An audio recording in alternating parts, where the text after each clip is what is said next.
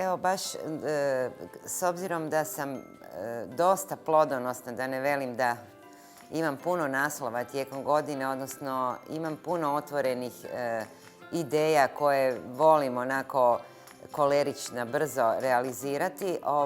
Prošlo je već 20 godina, da, od kad sam dobila nagradu Ivana Brlić-Mažuranić, to je bilo sjajno vrijeme. Sama ta nagrada mi je bila predivna, da ne govorimo o dodjeli, o medijskoj pozornosti, koja je još tada bila nekako veća. Sad su nekako pisci dosta, pogotovo osobito dijela koje su namijenjena djeci i mladima, samozatajni, izvire ko prvi glasnici u proljeće, ali tako da nakon toga je ta knjiga također stavljena na časnu listu IBBY-a. Divan osjećaj, puno sam promovirala Debelu po Hrvatskoj i to je jedna zapravo tinejdžerski roman koji je pisan prije 20 godina. Dosta je zapravo pokrio puno otvorenih vatrenih pitanja mladih. Žalosna je činjenica da nakon 20 godina je situacija još lošija.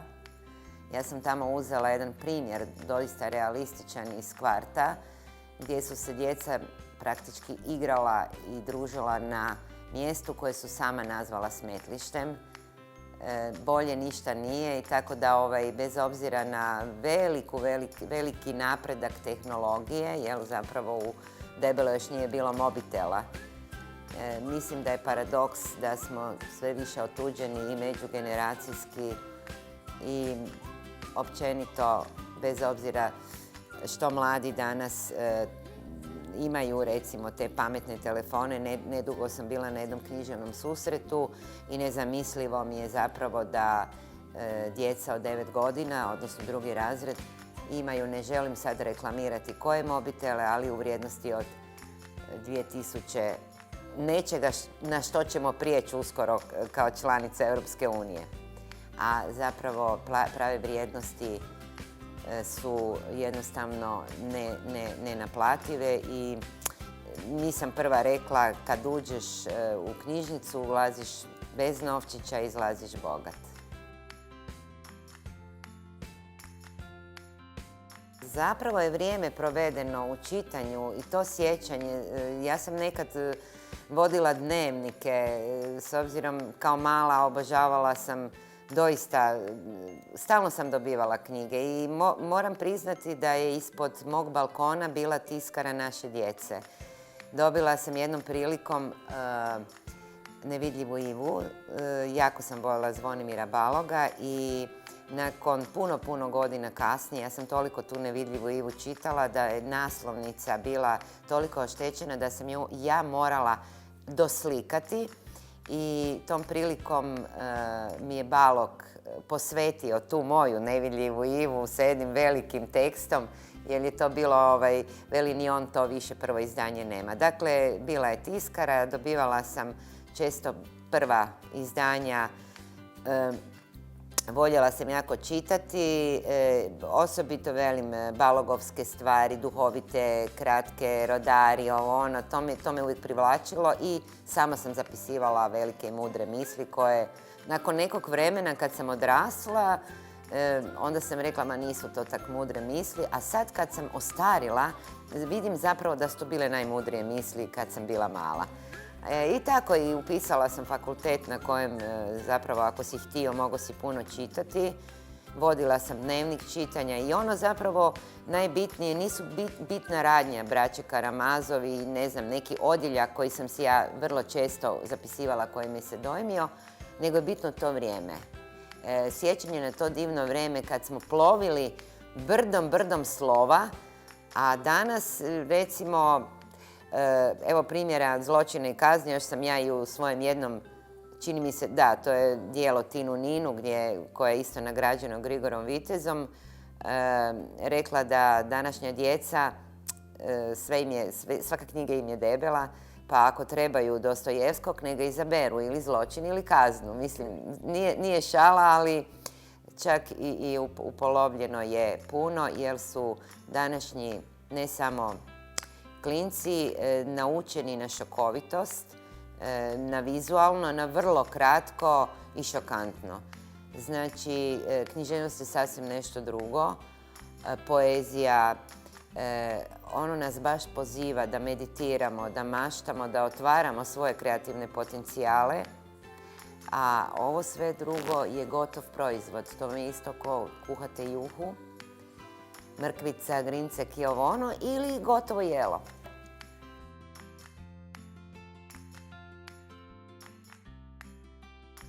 Čak i u zadnje vrijeme ja sam aktivna na nekim društvenim mrežama na koje su mladi pobjegli od ovih ostalih, jer pišem jedan tekst i jako mi je zanimljivo kad mi se mladi upravo na toj mreži jako često javljaju i evo, moram priznati, hvale da je nešto što sam ja napisala njima najdraža lektira, jer se čita lako, govorim baš o onom što ih muči i tako. Međutim, nažalost, odrasli nisu ništa poduzeli po nekim pitanjima koje sam ja otvarala, jer u naslovu, recimo, debela, najmanji problem i najtanji problem je djevojčica Lada koja ima više kilograma. Ja sam tamo otvorila niz problema koji su prisutni i sada i zapravo bi se mogli rješavati doista međusobnom komunikacijom, ali ne putem mobitela i tehnologije.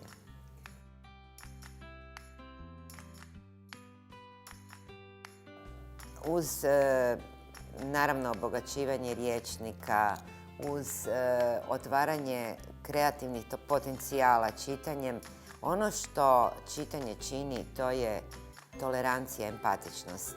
Zapravo nijedno ljudsko biće koje ima dovoljno teksta u sebi pročitanog nije netolerantno, nije agresivno prema drugom, otvoreno je i komunikativno je zrelo.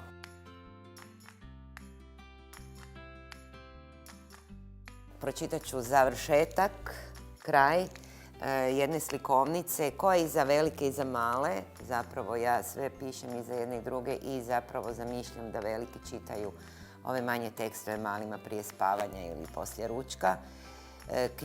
Slikovnicu Japa Japac o jednom Marinku koji je činio ono što često činimo mi odrasli.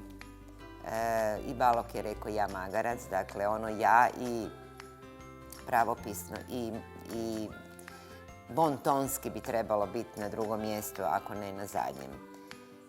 I sljedećeg jutra kad se probudio u svom krevetu, koji je već bio premali za njega, samo se u magli sjećao japajapačke pjesme, Janka i svih divnih djevojčica i dječaka s kojima se nije stigao ni oprostiti, pa je sve pripisao snu. Mama, tata, baka i djed nisu ni primijetili da ga nije bilo. Bio je opet onaj stari Marinko, no ne baš potpuno stari. Od tog je dana vrlo rijetko, samo u iznimnim situacijama, kad je baš bilo potrebno, izgovarao onu riječ. Recimo, kad bi netko u tramvaju pitao tko će ustati starici, on bi rekao ja. Ili kad bi mama pitala tko će oprati posuđe, Marinko bi rekao ja. I dugo nakon ovoga nevjerojatnog doživljaja provjeravao je u ogledalu smanjuje li se. Marinko je zjevnuo, pogledao svoje nožne prste, razgibao ih i rekao dobro jutro.